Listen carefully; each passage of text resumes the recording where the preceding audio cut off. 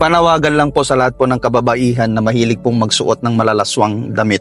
Alam niyo po ba na sa bawat pagsusuot nyo ng malalaswang damit ay merong ipinapanganak na pagnanasa sa puso ng ibang mga kalalakihan? At maaring sabihin nyo, problema na nila yan, kasalanan na nila yon.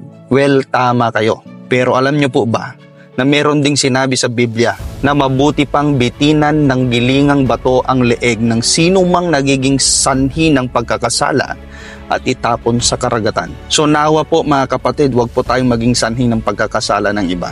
Bakit ba kasi kailangan pa nating ipakita yan? Bakit kailangan natin ipakita yung magagandang figure ng ating katawan?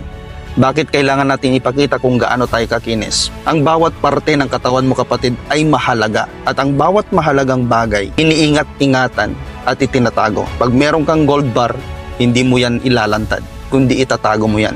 At mas mahalaga ka pa sa ginto. Huwag nawang maging pantasya ang katawan mo ng sinuman, kundi ang katawan mo ay maging templo ng banal na espiritu. Maging example sana tayo ng mga susunod pang henerasyon. Nawa po, itago natin ang dapat itago at i-preserve natin ang dapat i-preserve dahil mahalaga ka sa harapan ng Diyos. God bless you, purihin po ang Diyos ng buhay.